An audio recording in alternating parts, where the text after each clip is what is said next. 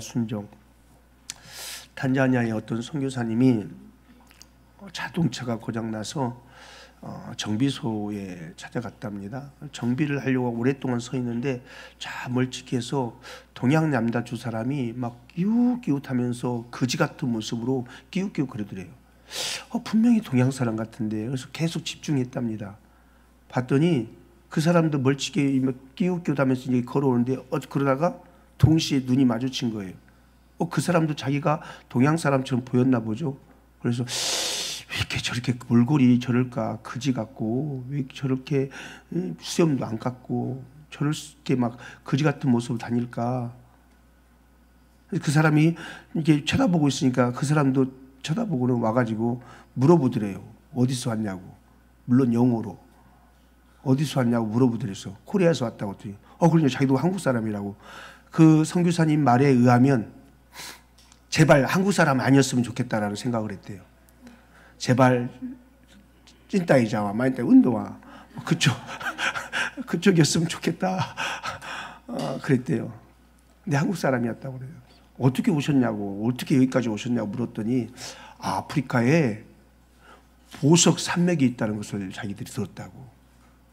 보석 광맥이 있다는 걸 듣고서 그 보석을 찾아서 왔다고. 우간다를 통해서 케냐를 통해서 탄자니아까지 왔는데 이제 모잠비크까지 가려고 그런다고. 선교사님이 들으니까 아무래도 이 사람이 사기를 당한 것 같더래요. 이거 사기 당한 것 같은데 이거. 왜냐하면 선교사님이 그 지역에서 그 소리를 들었거든요. 보석 광맥이 있다. 다 헛것이 거짓말인데 그 소리를 듣고서 왔다는 사기를 당한 것 같아요. 근데 이분들이 너무 멀리 와서 너무 진중하니까 자기가 당신들 사기당했다면 멱살 잡힐까 봐 차마 그 말은 못했는데 네 열심히 찾아보세요 그러고 말았답니다. 여러분, 사람이 무엇을 믿을 때 무엇을 믿든지 간에 자기가 믿는 것에 믿는 만큼 자신을 드립니다. 믿는 바에 믿는 만큼 자신을 드려요. 남들이 볼 때는 분명히 사기당한 것 같아요. 남들이 볼 때는 그거 거짓 같고 남들이 볼 때는 다 미련스러운 짓 같아요. 그런데 그것을 믿는 사람들은 확신을 가지고 거기에다가 자기 삶을 드려요. 믿는다는 겁니다. 믿는다는 거. 여러분, 믿는다는 게 이런 겁니다. 여러분, 예수를 믿는다는 우리의 믿음은 어떻습니까? 여러분, 예수님을 믿으시죠? 얼마나 믿으십니까? 너무 믿어가지고 큰일 날 것 같아서 좀 절제하시면서 뒤로 물러서시면서 믿으십니까? 여러분, 예수님을 우리가 믿고 있다고 하는데 우리의 삶은 예수님을 믿는 믿음으로 인해서 얼마만큼이나 어디까지 움직여질 수 있습니까? 내가 믿는 예수님을 위해서 우리의 삶을 얼마나 드려낼 수 있습니까? 오직 믿음, 기독교 신앙에서 가장 중요하게 여기는 고백 중에 하나죠. 실제로 우리 믿음은 우리의 신앙의 심장과도 같은 겁니다. 아이가 엄마 뱃속에서 딱 생기기 시작하면 제일 먼저 생기는 게 뭔지 아십니까? 제가 우리 큰애랑이 임신했다고 병원에 갔어요. 병원에 가서 초음파 그런 거 찍죠. 초음파 찍어가지고 그래서 초음파 사진에다가 똥물뱅이 떡 쳐가지고 그리고 그 영상 짧은 영상 그 해가지고 보내요. 그래서 똥물뱅이 쳐갖고 에덴이 보냈어요. 근데 들어보니까 콩알만한 그냥 뭐 형체도 없는 것 같아. 저게 애라는데 난 모르겠어. 근데 똥물뱅이 쳐갖고 애라 기다니까 긴데 그 콩알만한 거기에서 콩닥콩닥콩닥 심장 소리를 들려주는 그런데 이야 정말 신비하더라고요. 신비해. 정말 신비하더라고요. 그 콩알만한 심장이 시간이 지나면 자라면서 사람이 되는 거예요. 와 너무 신기하지 않습니까? 여러분 마찬가지입니다. 믿음은 우리의 심장과도 같은 겁니다. 신앙생활은 믿음에서 시작되는 겁니다. 그리고 그 콩알만한 심장은 언제 멈춥니까? 언제 멈춥니까? 중간에 콩알만한 심장이 쉽니까? 쉬면 죽죠. 쉬면 죽습니다. 그 심장은 죽을 때까지 뜁니다. 믿음이라는 것은 처음 신앙의 시작이기도 하지만 이것이 끝까지 가는 겁니다. 끝까지 뛰어야 살아있는 겁니다. 예수님도 그러셨습니다. 우리의 믿음이 얼마만 해도요. 우리의 믿음이 얼마만 해도요. 작은 겨자씨만 해도 어떻대요? 이 산을 들어 저리로 옮길 수 있다. 이렇게 말씀합니다.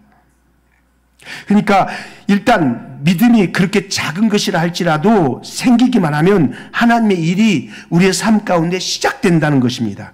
믿음이 제일 먼저 생기고 거기에 모든 신앙의 생명과 성장이 나타난다 그 말입니다. 그러니까 우리가 신앙생활한다는 것은 예수님을 믿는다 이렇게 표현하지 않습니까? 믿음이라는 것은 우리의 신앙의 가장 핵심 단어라는 겁니다.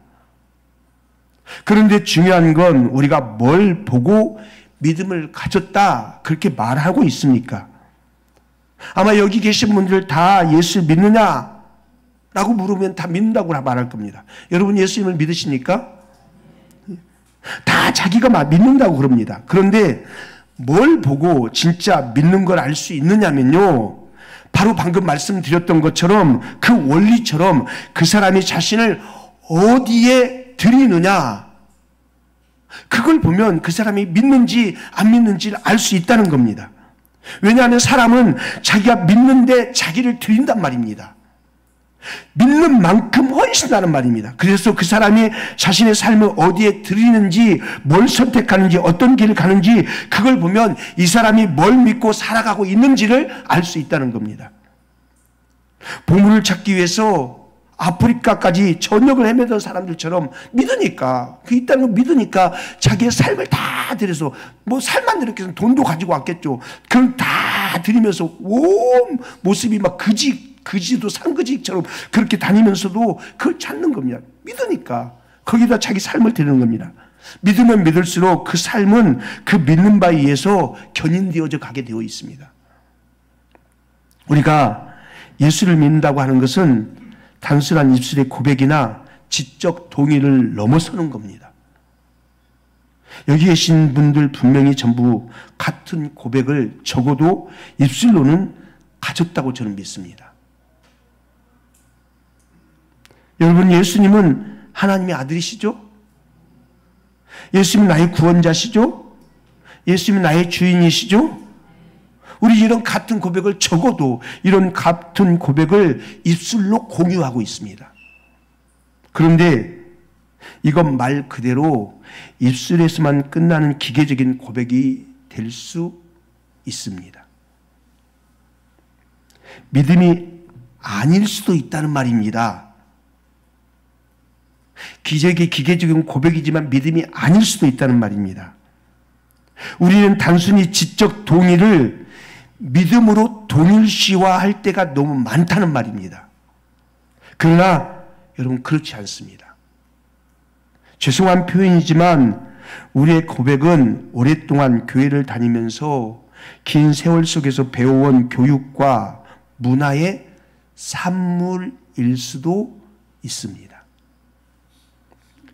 믿음이 아닐 수도 있다는 겁니다. 쉽게 말해 교육을 받아서 세뇌를 받아서 그런 분위기 안에서 자라서 그렇기 때문에 그렇게 고백을 하고 있지만 그 고백이 내 삶을 못 움직인다면 내 삶을 견인해 가지 못한다면 그 믿음은 거짓된 믿음이라는 겁니다. 저는 중3 때 처음 교회를 나갔습니다. 그리고 건들건들 거리다가 고3 때 교회 생활이라는 걸 했습니다. 그때 뭐 봉사도 하고 헌신도 하고 뭐 나름대로 열심히 했습니다. 그리고 다른 사람들이 고백하는 보편적 신앙 고백들을 다 했습니다. 그런데 분명한 사실이 뭐냐면 하나님을 만나기 전까지 저의 신앙이 입술로 고백은 있었지만은 그 고백과 함께 진정으로 내 삶을 거기에 드리는 삶은 아니었다는 겁니다. 어떻게 하느냐? 제가 선택하며 살아가는 것을 보면은 아, 내가 교회는 다녔지만 입술에 고백은 했지만 아니었구나. 가짜였구나. 제가 군대 제대하고 와서 인격적으로 예수를 만나면서 진짜라는 걸, 진짜가 뭔가를 알게 된 거죠. 그리고 그 예수를 인격적으로 만나고 나니까 내 삶의 결정들, 내 삶을 견인해가는 견인들이 전혀 다르더라는 거죠.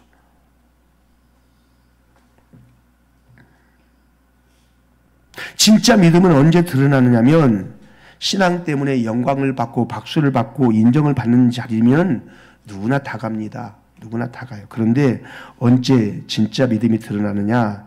신앙 때문에 자기를 부인해야 되는 순간에 진짜 신앙이 드러납니다.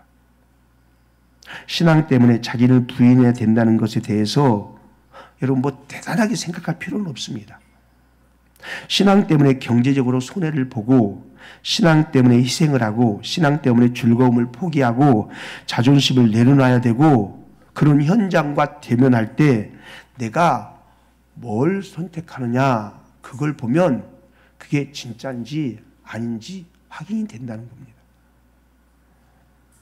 입술로는 믿는 미술로만 믿는 신앙은 신앙 때문에 아무것도 포기하지 않습니다.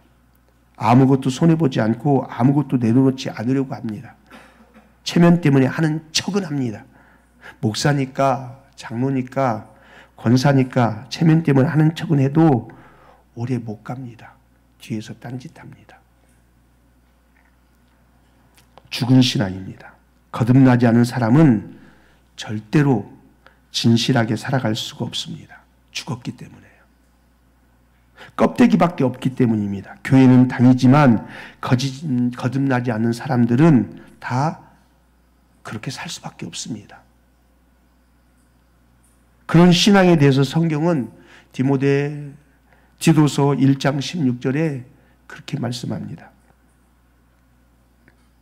그들이 하나님을 시인하나 행위로는 부인하니 가증한 자요 복종하지 아니하는 자요 모든 선한 일을 버리는 자니라. 입으로는 시인합니다. 입으로는 고백한다니까요. 그러나 뭐는 부인했답니까? 삶을 보면 부인했답니다. 그들이 가는 길을 보면 하나님이 없었다는 겁니다. 여러분, 그 헛된 믿음의 끝이 무엇이겠습니까? 그 죽은 신앙, 그 죽어버린 신앙의 결말이 어찌 되겠습니까? 참된 믿음은 입술로만 고백하는 것이 아니라 내가 믿는 바에 나 자신을 드러내는 것입니다. 내 자신을 드리는 것이 참된 믿음입니다. 믿음은 그런 겁니다. 믿는 만큼 나를 드리는 거예요. 그게 믿음이에요. 제가 가끔씩 외국에 특히 동남아죠. 동남아 쪽에 여행을 가면은 그 단체로 가게 되면은 항상 패키지가 있죠. 패키지. 여행 상품 중에 패키지가 있어요. 패키지가 있으면 꼭 가는 데가 어딘지 아십니까? 약 파는데, 그런데 몸에 좋다는 거 파는데 그런 데를 갑니다. 젊은 사람들은 그래도 덜한데 나이 드신 어른들이 이런 동남아 여행 같은 데를 가면은 잘 놀고는 마지막에 그 패키지 가면은 건강식품 이런 데다 대다 놓고 쫙 놓고 설명을 쫙 합니다. 얼마나 제복도 멋있게 입고 나옵니까? 얼마나 이 건물도 잘 지어놨습니까? 그래서 막 설명을 합니다. 이거 먹으면 암도 낫는다고. 이거 먹으면 피부가 좋아지고 이거 먹으면 막 건강해지. 이거 먹으면 피를 맑게 하고 혈관을 뚫어주고 이걸 먹으면 막 하면서 막 합니다. 이 나이 드신 분들이 또 나이를 먹으면 먹을수록 뭐에 관심이 있습니까? 건강에 관심이 있으니까 그것을 막 카드 긁고 돈 있는 거 다 쏟아붓고 막 해가 몇백만 원씩씩 막 가져갖고 옵니다. 여러분, 그 동남아까지 여러분 사람들을 속이기 위해서 전문가적인 사기꾼들이 왜 안 들어가겠습니까? 돈이 되는데. 근데 그걸 다 수백만 원을 사가지고 옵니다. 왜 그래요? 믿어지니까. 그 말이 그렇게, 이거 먹으면 내가 장수할 것 같고, 암도 날 것 같고, 내가 지금 혈관이 지금 막혀갖고 그런데 막 혈관도 저도 샀습니다. 믿어지니까.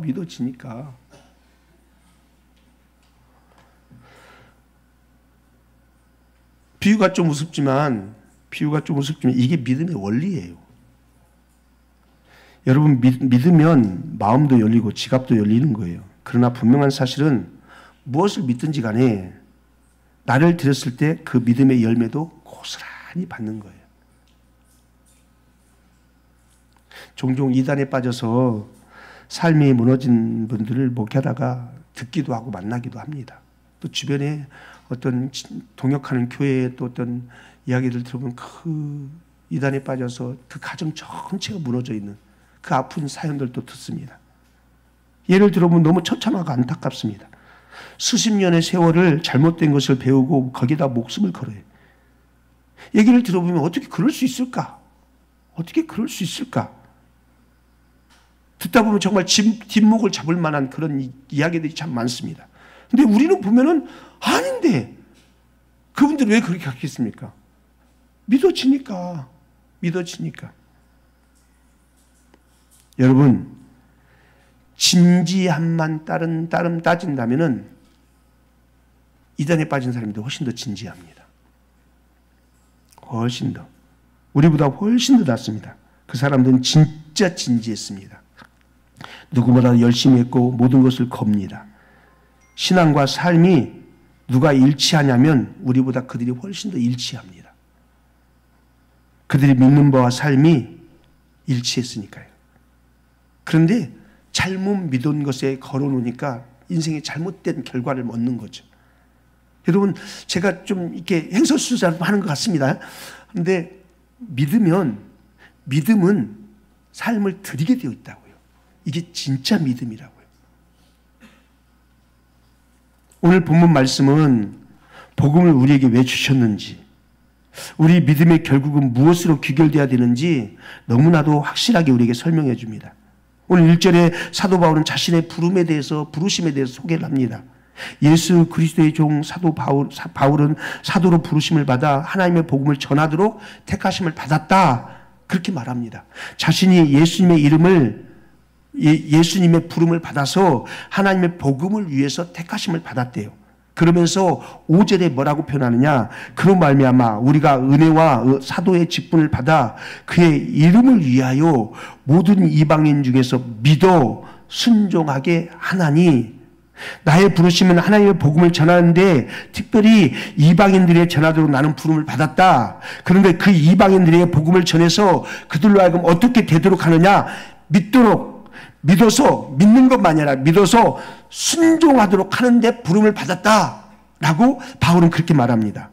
세번역 성경을 보니까 이렇게 번역을 해놨습니다. 우리는 그를 통하여 은혜를 입어 사도의 직분을 받았습니다. 그것은 우리가 그 이름을 전하여 모든 민족이 믿고 순종하게 하려는 것입니다.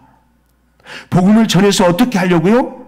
그들이 믿어 천당 가는 그 정도가 아니라 믿고 순종하기 위해서 복음을 전했다라고 그렇게 말씀합니다. 그러면 복음의 목적이 뭐겠습니까? 믿을 뿐만 아니라 믿어 순종하는 겁니다. 이게 복음의 목적입니다. 아멘 하세요. 믿는 정도에 끝나는 게 아니라 믿어 순종하는 겁니다. 이게 복음의 목적입니다. 예수님도 승천하시기 전에 제자들에게 온 천하에 다니면서 만민에게 복음을 전파하라. 그러면서 뭐라고 하십니까? 마태복음 28장 19절 20절에 보니까 그러므로 너희는 가서 모든 민족으로 제자를 삼아 아버지와 아들과 성령의 이름으로 세례를 베풀고 내가 너희에게 분부한 모든 것을 가르쳐 지키게 하라. 여러분, 제자는 어떤 사람입니까? 가르침을 받는 사람이 제자가 아닙니다. 제자는 가르침을 받은 것을 살아내는 사람을 제자라고 합니다. 온 천하에 다니며 복음을 전하는 그 복음 전파의 결론은 그저 믿는 게 아니고 믿고 배운 바대로 지키는 삶, 순종하는 삶. 믿는다는 것은 추상적인 관념이 아닙니다. 믿음에는 분명한 열매가 있습니다. 이게 뭐라고요? 순종이라는 겁니다. 순종이란 말은 드린다라는 말입니다. 내 삶을, 내 마음을, 내 중심을 드린다. 내가 믿는 것에 내 삶을 건다. 이게 순종이라는 말입니다. 순종하는 믿음만이 진짜 믿음이라는 말입니다. 그렇지 않는 믿음은 허공치는 믿음이라는 겁니다. 우리가 무엇에 순종해야 됩니까? 복음이 말하는 진리의 복음이신 예수 그리스도께 순종하는 겁니다. 예수님을 믿는다는 것은 예수님께 나의 주권을 이양한다라는 말입니다. 예수님이 나의 주님이시지 않습니까?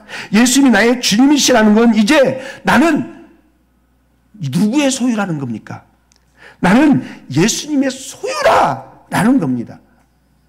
오늘 본문 6절에 너희도 그들 중에서 예수 그리스도의 것으로 부르심을 받은 사람들이다 이렇게 말합니다. 누구의 것이랍니까? 누구의 것? 예수님 거랍니다. 예수님 것. 우리가 예수 그리스도의 것으로 예수님의 소유로 부르심을 받았다는 것입니다. 그분이 그의 피로 우리를 사셨다는 겁니다. 쉽게 말하면 노예시장에 우리가 던져졌는데 노예시장에 던져져서 마귀에게 막 끌려가는데 그런데 우리 예수님께서 자기 피를 쏟으시면서 우리를 건져 오신 겁니다.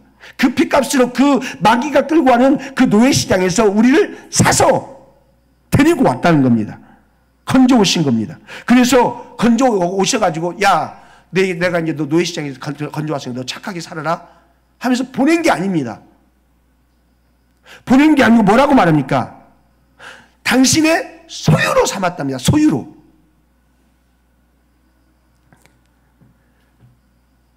여러분 종교의 중심에는 내가 있습니다. 내가. 종교는 내가 중심입니다. 그래서 나 이런 나들이 모여서 뭐가 됩니까? 우리가 됩니다. 여러분 자아로 가득한 나가 모여진 그 우리 그것은 흉악한 우리밖에 안 됩니다. 그런데 우리가 만든 기준으로 신과 거래하는 게 종교라는 겁니다.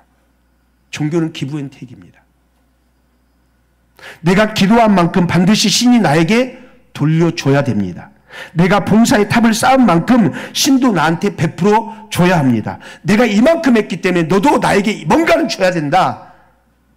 내가 이만큼 듬뿍 헌금했기 때문에 신도 나 알아줘야 된다. 이게 종교입니다. 그건 신앙이 아닙니다. 그런데 모든 기준은 내가 세운 우리가 만든 기준입니다. 그래서 그걸 이루면 신이 막 높아지는 게 아니라 누가 높아져요? 그걸 이루면 신이 높아지는 게 아니라 내가 높아집니다. 내가 드러나고 내가 박수받고 내가 높아지는 것. 그래서 종교는요 겉으로 보면 굉장히 거룩하고 숭고해 보이지만 그러나 종교는요 그 중심에 들어가 보면 하나님은 없습니다. 말은 그럴듯하게 하지만 하나님은 없습니다. 결국 내가 주인이 되어서 하나님을 부려먹으려고 하는 자아 숭배가 종교의 핵심으로 자라와 있습니다. 여러분 제가 새벽부터 이 말씀 앞에 머물러 말씀을 받으면서 제가 하나님 앞에 참 부끄러움을 많이 당했습니다. 여러분 기독교 신앙이 은혜로 시작했다가도 얼마든지 종교화될 수 있습니다. 처음에는 나 같은 죄인밖에 없다고, 나 같은 죄인 없다고, 나 같은 죄인이 용서 안 받아서 그러면서 하나님의 은혜 아니면 안 된다고 그렇게 그 고백을 가지고 시작했습니다. 그리고 그 고백은 쭉 이어가기는 합니다. 그런데 삶을 보면 신앙생활을 하는 것을 보면은 점점 중심에 자기가 있습니다. 처음에 시작할 때는 나 같은 죄인이 없다고, 주님의 은혜 아니면 절대 안 된다라고 그렇게 고백하면 삶도 거기에 맞춰섰습니다. 근데 시간이 가면서 고백은 나 같은 죄인이 없다고, 주님의 은혜 아니면 안 된다라고 고백은 하는데 삶의 중심부에는 주님이 아니라 중심부에는 계속 내가 있다는 겁니다. 내가. 여러분 우리가 계속해서 복음 앞에 서지 않으면은 계속해서 우리는 신앙을 종교화시키는 자아 우상 숭배화시키는 그런 죄 속에 빠질 수 있습니다. 그래서 우리는 항상 복음을 붙들어야 됩니다. 복음은 우리 안에 있는 우상 단지들을 깨트리는 능력입니다. 자아숭배, 예수의 이름을 도깨비 방망이 휘두르듯이 나를 위해 쓰려고 하는 그런 무당 같은 신앙을 깨뜨려 주는 게 뭐냐? 복음입니다. 복음. 복음은 우리에게 이렇게 말합니다. 예수님이 내 주인이시다. 그분께 복종해라. 그분만 높여라. 그분만 드러내라. 예수님을 따라가되 너는 부인하고 따라가라. 너는 죽고 예수가 사시게 하라. 복음은 우리에게 이렇게 외칩니다. 그런데 우리가 복음 앞에 서지 않으면은 종교의 영역에 머물면 자꾸만 반대로 말합니다. 내가 주인이니까 예수 너는 나를 위해서 살아라. 하나님 당신은 나를 도와줘야 된다. 그러면서 내가 주인 되어져서 내가 삶을 펼치락하면서 살려고 하는 그런 내중심의 것이 가득 들어서 버립니다. 복음 앞에 서지 않으면요. 성경에 예수님을 따르는 수많은 사람들이 있었습니다. 그런데 그들은 대부분 자기 용건이 있어서 예수님을 따르던 그런 사람들이었습니다. 병 고치는 문제를 해결받는 문제, 소원 성취하는 문제, 자기 영광을 취하지 자기 영권으로 충만한 사람들이었습니다.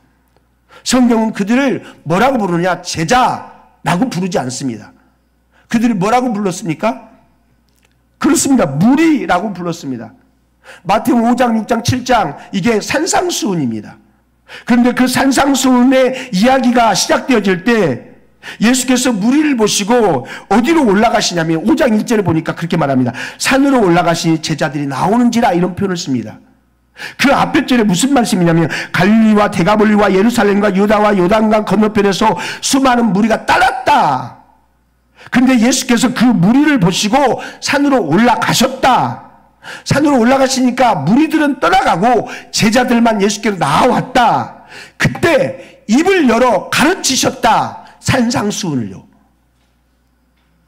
심령이 가난한 자는 복이 있나니 천국이 저희 것이다 하면서 산상수훈을 비로소 무리들은 가고 주님 앞에 살아보겠다고 비록 부족하지만 겨자씨만한 작은 믿음이었지만 혼란도 있고 넘어짐도 있고 실수도 있고 배신도 있는 그런 연약한 이들이었지만 그러나 주님의 제자로 살아보려고 주 앞에 나온 그들에게 산상수훈, 천국 복음, 천국의 비밀들을 열어놓는 그 가르침을 허락하셨다는 겁니다. 천국 비밀을 누구한테 풀어놨다고요? 수많은 불특정 다수에게 풀어놓은 게 아니라 산으로 올라온 제자들에게 당신을 따르겠다고 삶을 드리는 그들에게 소수의 제자들에게 그리고 산상수에 끝난 후에 예수께서 말씀을 하시고 말씀을 마치시고 산에서 내려가시니 무리들이 다시 따르기 시작했다라고 말합니다. 여러분 이것을 입체적으로 한번 생각해 보십시오. 천국의 비밀은 누구에게 풀어진다는 말입니까? 누구에게?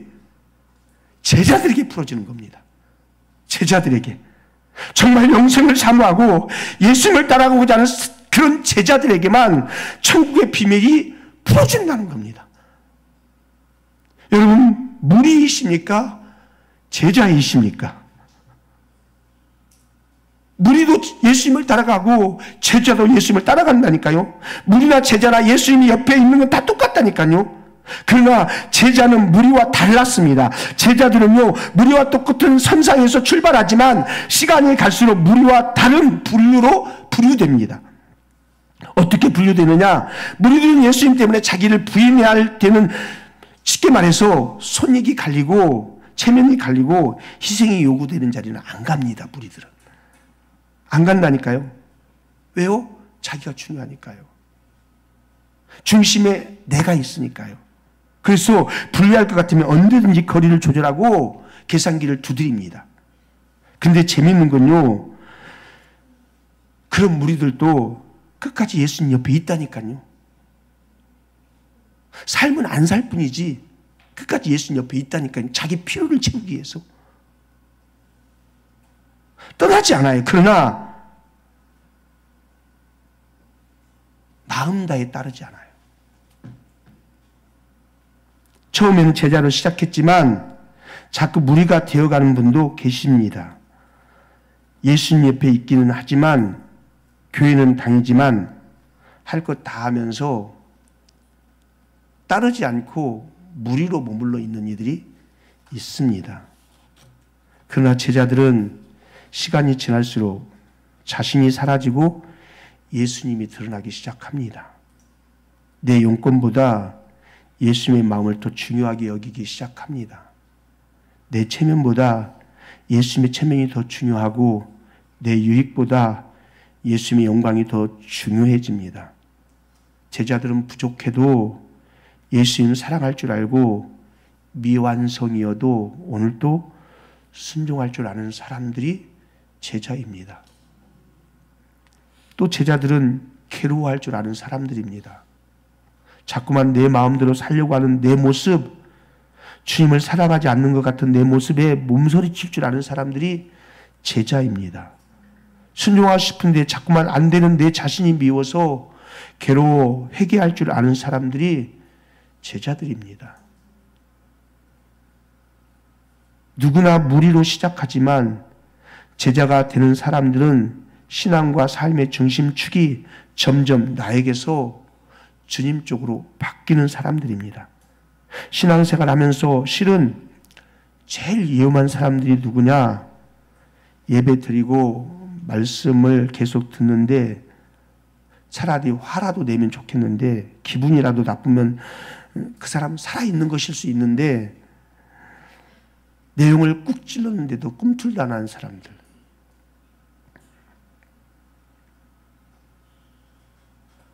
복음을 듣고도 저거 그럼 내가 지금까지 헛것 믿었단 말이야. 난 가짜란 말이야. 이씨.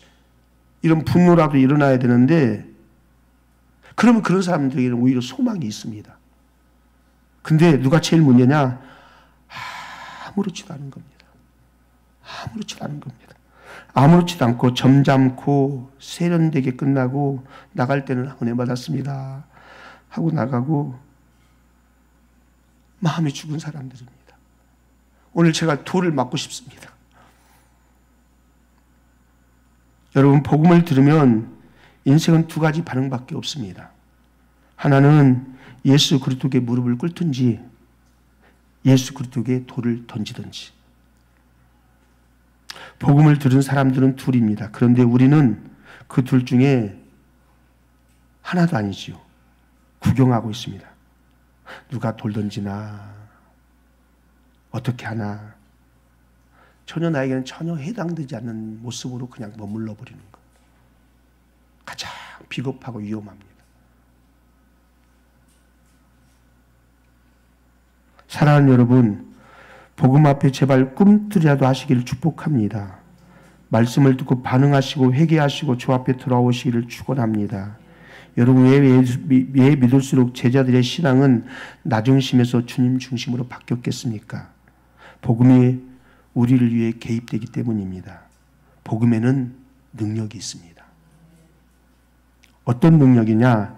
믿어 순종케 하는 능력이 있습니다. 믿어 순종하는 것은 함께 간다는 말입니다. 믿음은 심장입니다. 순종은 그 심장에서 나오는 생명력을 받아 우리 삶에 나타내는 것이 순종입니다. 심장이 뛰어야 생명력 있는 순종이 있는 겁니다. 마태복음 7장 21절부터 23절에 보면 이런 말씀이 유명한 말씀입니다. 나더러 주여 주여 하는 자마다 다 천국에 들어갈 것이 아니요 다만 하늘에 계신 내 아버지의 뜻대로 행하는 자라야 들어가리라. 그날에 많은 사람이 나더러 이르되 주여 주여 우리가 주의 이름으로 선지한 노릇하며 주의 이름으로 귀신을 쫓아내며 주의 이름으로 많은 권능을 행하지 아니하였나이까리니 그때 내가 그들에게 밝히 말하되 내가 너희를 도무지 알지 못한도다. 불법을 행하는 자들아 내게서 떠나가라. 이들은 가슴 뜨겁게 교회를 다녔던 사람들이었던 것 같습니다. 주님의 이름으로 선지자 같은 모습을 보였습니다. 예언을 했습니다. 예언을. 예. 주님의 이름으로 귀신도 쫓아냈습니다. 많은 권능도 행했습니다. 아마 이 시대 같으면은 이런 능력이 있는 종들이었기 때문에 꽤나 집회 많이 불러다녔을 겁니다. 여기저기서 부흥에 와달라고 많이 했을 겁니다. 열심히 사역하고 대단한 사람이라고 박수받는 그런 사람들이었을 겁니다. 그러나 그들의 믿음의 결론, 그들은 그게 믿음이라고 여겼어요. 그런데 우리 주님께서는 그 믿음의 결론을 뭐라고 표현하냐? 도무지 알지 못하겠다. 불법을 행한 자들아. 여러분, 법이 아닌 진짜 법이 있어야 불법이 나오죠? 그죠? 기준이 없으면 불법인지 아닌지 몰라요? 다시 말하면 예수님께서 불법을 행했다 이렇게 말했다는 것은 예수님께서 정해놓은 법이 있다는 거예요. 근데 예수님의 법에서 벗어난 행위를 했기 때문에 불법이다 라고 말했다는 거예요. 그들은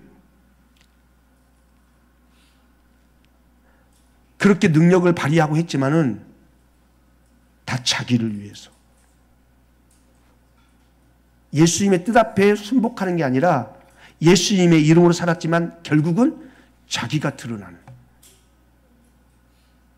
그래서 그 다음에 그 얘기를 하고 난 다음에 그 다음에 나오는 말씀이 뭔지 아십니까? 모래에 집은 집과 반석에 지은 집에 대한 이야기를 쭉 하십니다. 누구든지 나의 이 말을 듣고 행하는 자는, 순종하는 자는 그 집이 어디에 지어졌다고 하느냐? 반석 위에 지어졌다. 그러나 누구든지 내가 하는 이 말을 듣고 순종하지 않은 자, 행하지 않는 자는 그 집이 어디에 지어졌다고 하느냐? 모래 위에 지어진 집이다. 여러분, 평상시에는 모래 위에 지어진 집이나 반석 위에 지어진 집이나 똑같습니다. 똑같습니다. 모릅니다. 몰라. 언제 그게 압니까? 언제? 비가 오고 창수가 나고 거칠은 물결이 그 집으로 들이닥칠 때 그때 모래에 지은 집과 반석에 지은 집이 확 차이가 나는 거죠. 평상시에는 모르는데 내 인생의 파도가 훅 들어왔을 때 내가 진짜 반석에 지어놓은 믿음이었는지 모래 위에 지어놓은 믿음이었는지 훅 드러난다는 겁니다. 사랑하는 여러분, 우리는 지금 순종의 반석 위에 집을 짓고 있는지 모래 위에 집을 짓고 있는지 점검하실 수 있기를 축복합니다. 믿음과 순종은 같은 것입니다. 아니, 믿는 만큼 믿는 대로 순종합니다. 우리 예수님을 믿으면은 예수님께 순종하고 예수님을 믿을만 하면 예수님을 따라가고, 이게 믿음입니다. 우리가 믿음과 순종을 자꾸 분리하기 때문에 자꾸만 문제가 일어나는 겁니다. 믿으면 된답니다. 믿으면. 난 믿었대. 이게 장로교의 전통적으로 그러는 건데 이것에 대해서 우리가 디테일하게 들여다보면 장로교가 그렇게 말하지 않습니다.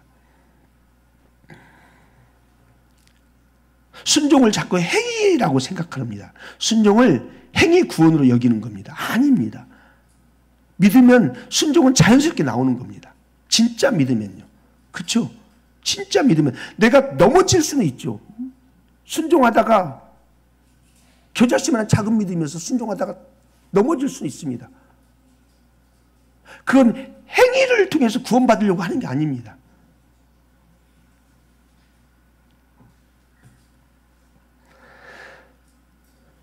오늘 사랑하는 여러분, 오늘 우리의 믿음과 우리의 삶을 한번 점검해 보실 수 있기를 축복합니다. 내가 진짜 믿음인지 종교인인지, 내가 무리인지 제자의 그룹인지 한번 점검해 보실 수 있기를 축복합니다. 그냥 이대로 가도 되겠습니까? 그냥 이대로 이 믿음이면 충분하겠습니까?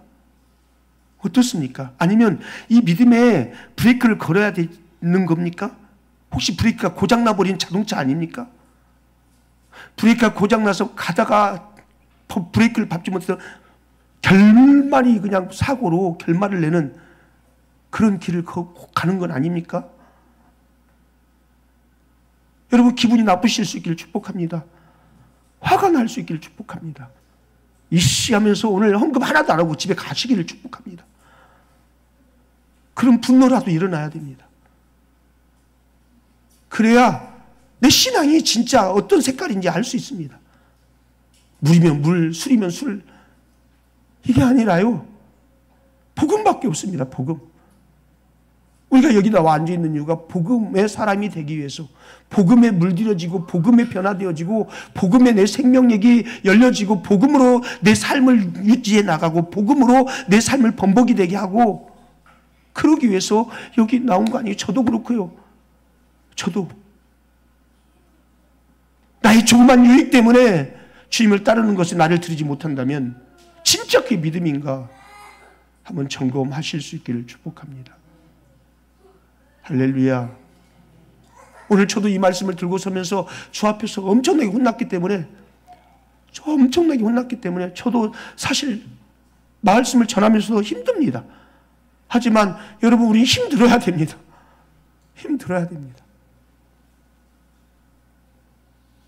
우리 믿음의 갱신이, 우리 믿음의 새로운 부흥이, 우리 믿음의 새로운 바람이 불어서 믿음과 순종이 우리의 삶에 일치가 되는, 믿음과 순종이 예수를 믿는다는 것 때문에 순종이 드러나는 그런 은혜가 저와 여러분에게 있기를 주님의 이름으로 축원합니다. 고마우신 주님.